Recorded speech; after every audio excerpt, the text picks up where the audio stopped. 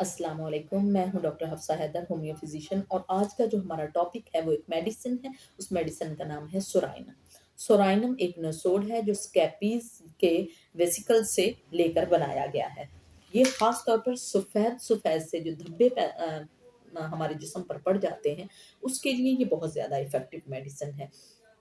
अगर आपने हर दवाई ले ली है और आपको आराम नहीं आ रहा, तो आप सोराइनम लेंगे तो बिल्कुल ठीक हो जाएँगे। तो सबसे पहले तो हम इसके बेनिफिट्स देखेंगे, फिर हम इसको हेड टू टू पढ़ेंगे। टॉन्सिल्स में ये बहुत अच्छी मेडिसिन है। चिल्ली पेशेंट, इसका जो पेशेंट है वो चिल्ली होता है। हम आज तक ख़ारिश के बारे में पढ़ते रहे हैं, एक्ज़ीमा के बारे में पढ़ते रहे हैं कि सल्फ़र आप दें, सल्फ़र दें, और आज हम कह रहे हैं कि अगर आपको स्किन के बारे में कोई प्रॉब्लम है, तो फिर आप कहेंगे कि मैम आपने पहले ऐसा कहा फिर ऐसा। तो मैं अपने स्टूडेंट्स को यही बताती हूँ कि सल्फर और इसको डिफरेंशिएट अगर करना हो कि वो भी एक्जिमा की मेडिसिन है, ये भी एक्जिमा की मेडिसिन है, तो सल्फर जो है वो एक्यूट कंडीशन में काम आती है। और अगर क्रोनिक मसला हो गया और सल्फर किसी भी तरीके से क्यू में भी काम नहीं कर रही, 30 में भी काम नहीं कर रही, तो हम सोराइनम देंगे। उससे एक्जिमा या कोई भी स्किन की जो डिजीज है वो ठीक हो जाती है, क्योंकि ये एंटीसोरिक मेडिसिन है। अगर इम्यून पावर में कोई कमी है, तो उसके लिए सोराइनम बहुत ही अच्छी मेडिसिन है। अगर ठंड से एग्रावेट करती है कोई बीमारी, तो उसके लिए ये बहुत अच्छी मेडिसिन है। अगर जहाँ हमें इतनी ज़्यादा ख़ारिश हो, इतनी ज़्यादा हो कि खून निकल आए और हम रो पड़ें, इतनी ज़्यादा अगर ख़ारिश हो, तो उसमें भी सोराइनम बहुत अच्छी काम करती है। अगर हम कोई काम करते रहें, काम करते हुए हमें फटीग महसूस होने लगे या हम कम काम करें, हमारे जिस्म में थकन का एहसास ज़्यादा हो, तो उसके लिए भी सोराइनम बहुत इफ़ेक्टिव मेडिसिन है। अगर आपको मौसम सरमा है और उसमें भी आपको पसीना आ रहा है, तो उसके लिए भी ये बहुत अच्छी मेडिसिन है, तो आप इसे 200 में दे सकते हैं। अगर सर में बहुत दिनों से दर्द हो और वजह भी कोई ना हो, ना एंजाइटी हो, ना बुखार हो, ना कुछ, सर में दर्द बना रहे, तो सोराइनम देने से आप ठीक हो जाएँगे। अगर आपको क्रोनिक थैलेसीमिया की मर्ज़ है, तो उसके लिए भी आप ये ले सकते हैं। अगर कान के चारों तरफ आपको एक्ज़ीमा का मसला है, तब भी आप ये मेडिसिन जो है हफ़्ते में 1 बार ले सकते हैं। अगर जहाँ सल्फ़र फ़ेल हो रही है, तो वहाँ पे सोराइनम जो है वो काम करेगी। अगर किसी को नहाने के बाद भी बदबू जो है जिस्म में रहती है, तो उसके लिए सोराइनम बहुत ही इफ़ेक्टिव मेडिसिन है। अगर किसी को सर्दी लगती है और इतनी सर्दी लगती है कि गर्मियाँ हैं, फिर भी वो गर्म पानी करके नहाता है या अपने ऊपर रज़ाई ओढ़ता है, ऐसे पेशेंट के लिए सोराइनम बहुत इफ़ेक्टिव मेडिसिन है। एक और ये इफ़ेक्टिव मेडिसिन है, किस चीज़ के लिए है? अगर आजकल हर क्लिनिक में ऐसे पेशेंट आ रहे हैं जो कोविड से अभी-अभी ठीक हुए हैं, जो उनकी रिकवरी हुई है। पोस्ट कोविड जो सिंड्रोम हो रहा है, उसके लिए लोगों के अंदर जीने की चाह खत्म हो गई है। उन्होंने करीब से लोगों को देख लिया है कि बीमारी की हालत में लोग कैसे छोड़ देते हैं, या ज़ाहिर है वैसे भी एसओपीज़ की वजह से भी घर वाले नहीं मिलने जाते, तो वो तन्हाई का शिकार हो जाते हैं और सुसाइड जो है उसके बारे में सोचते हैं। मैंने आपको पहले भी बताया एंटीसोरिक है, तो ये मेडिसिन अगर कोई मरना चाहता है, जीना नहीं चाहता, या जिसको कोरोना है, इम्यूनिटी कम है, या मेंटल सिम्पटम जो हैं वो इस तरह से आ रहे हैं कि जीने की तमन्ना नहीं है, इम्यून पावर कम है, ज़िंदगी को आगे गुज़ारने की चाह नहीं है, तो उसके लिए psorinum is very effectful medicine.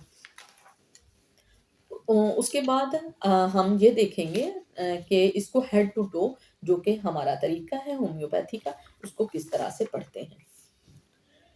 Lack of स्टेनिमा, अगर लैक ऑफ स्टेनिमा इसमें होता है, स्टेनिमा की कमी होती है, शदीद किस्म का होगा।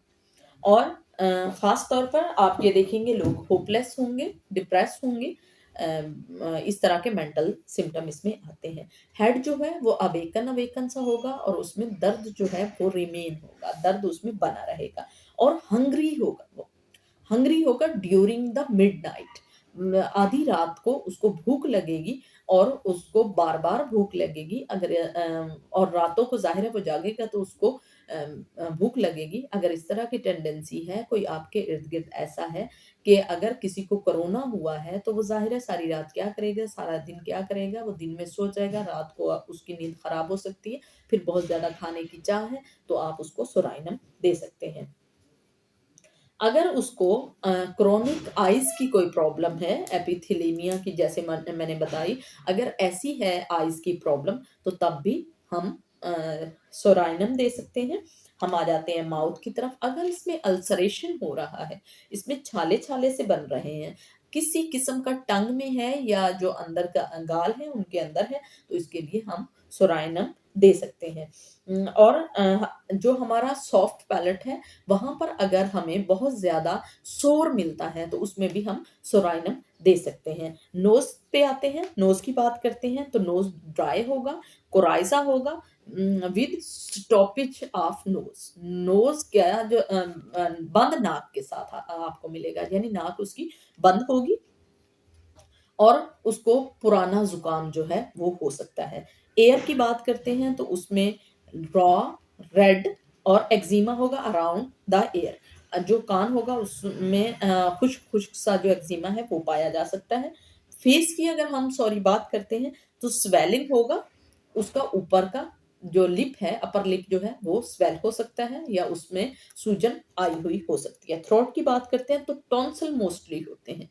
जो सोराइनम के पेशेंट होते हैं उनको टॉन्सिल्स हो सकते हैं और वो भी पेनफुल होते हैं, स्वेलिंग होते हैं और बहुत ही ज़्यादा ऑफेंसिव होते हैं।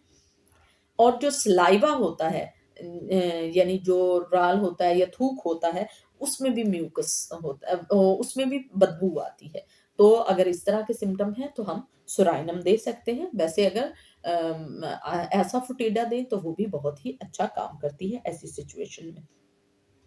स्टोमक की बात करते हैं, मैदे की बात करते हैं तो एक्रिड किस्म का जो है उसमें एक्रिड किस्म का होगा लाइक एग एग जैसी उसमें से हमें बदबू आएगी जैसे अंडे में से आती है, ऐसा होगा, बहुत ज़्यादा हमें हंग्री फ़ील करवाएगा और एब्डोमिनल रीजन जो है उसमें पेन होगा। अगर इस तरह की टेंडेंसी बनती है तो उसके लिए हम सोराइनम देंगे।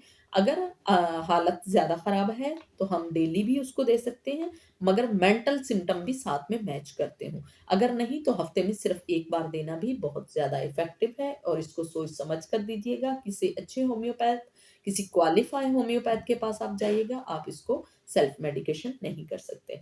स्टूल की बात करते हैं तो म्यूकस जो होता है वो थोड़ा-सा भूरे से रंग का होता है, उसमें थोड़ा ब्लड शामिल होता है और उसमें जो है बहुत फ़िटेड सी स्मेल रहती है। अगर इस तरह आपको स्टूल पास हो रहा है तो आप सोराइनम या एसाफोटिडा जो है वो ले सकते हैं कि वो भी एक्रिड किस्म की स्मेल, सख्त बदबूदार स्मेल के अगर आपके अखराज हो रहे हैं तो या आपका डिस्चार्ज कोई भी नेज़ल है, लिकोरिया है, सलाइवा है, कोई भी आपका म्यूकस निकल रहा है या कान में से कोई पस फॉर्मेशन है, अगर वो बहुत ज़्यादा बदबूदार है तो एसाफोटिडा भी ले सकते हैं, साथ में ये भी हम ले सकते हैं। फीमेल जो है वो भी लेकोरिया बहुत ज़्यादा फिटेड होगा, लैम्पी होगा विद मच बैकएक होगा, उसको बहुत ज़्यादा उसको पेन होगा कमर का। और अगर ऐसा है तो आप सोराइनम दे सकते हैं और पेशेंट जो है वो ठीक हो सकता है। रिस्पिरेटरी सिस्टम की अगर हम बात करते हैं तो जिसको अस्थमा हो विद डिस्निया यानी साँस की तंगी के साथ जिसको अस्थमा हो रहा है,